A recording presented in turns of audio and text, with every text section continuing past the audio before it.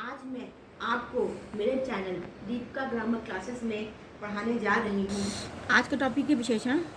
उसके साथ 3 टॉपिक और जुड़े होते हैं, जैसे कि विशेष, प्रविशेषण और विधेय विशेषण।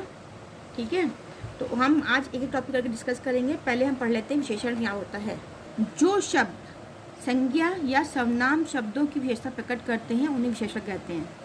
ठीक है, अब इसका हम उदाहरण देख लेते हैं तो ज़्यादा समझ में आएगा आपको। जैसे कि मेरे हाथ में 6 पुस्तकें हैं, तो 6 पुस्तकें हैं, 6 जो है इसकी विशेषता हो गई।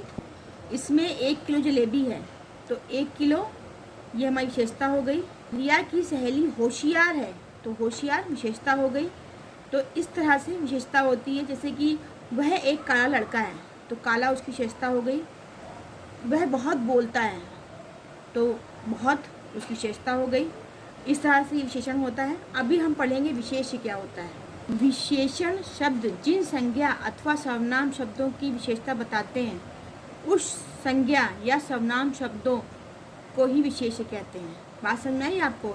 जैसे शोभित एक प्यारा लड़का है, तो जिसकी विशेषता बता रहा है, लड़का क्या हो गया, ये विशेष्य हो गया जिसकी विशेषता बताई जा रही है।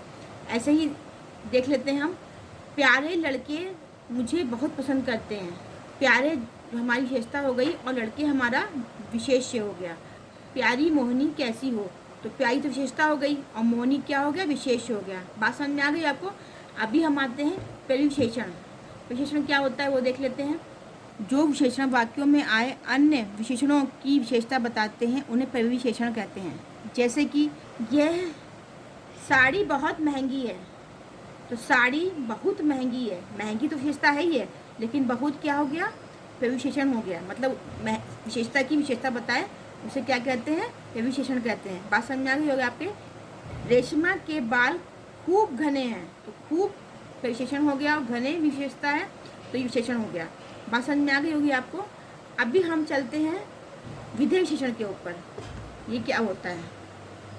जो विशेषण अपने विशेष्य के बाद प्रयोग होते हैं उसे विधेय विशेषण कहते हैं। मतलब संज्ञा सर्वनाम के बाद में होंगे तो वो हमारे क्या होंगे, वो विधेय विशेषण होंगे। जैसे कि हम एग्जाम्पल देख लेते हैं। अभी पहले हम देख लेते हैं कि आगे आए तब क्या होता है। पुलिस ने शातिर चोर को पकड़ा, तो शातिर चोर, ये हमारा शातिर क्या हो गया, विशेषण हो गया। लेकिन यहीं पर अगर आए चोर शातिर निकला, तो चोर शातिर, तो मतलब चोर के बाद आए विशेषता, तो क्या हो गई, ये हमारा विधेय विशेषण हो गया। बात समझ में आया आपको। ऐसे ही मेधावी छात्र पुरस्कृत हुई, तो मेधावी क्या हो गई, हमारी विशेषता हो गई, विशेषण हो गया। तो इसी तरह से अगर हम नीचे आते हैं, मतलब कि हम जान लेते हैं कि विधेय विशेषण क्या है, तो उसके लिए हमको देखना पड़ेगा।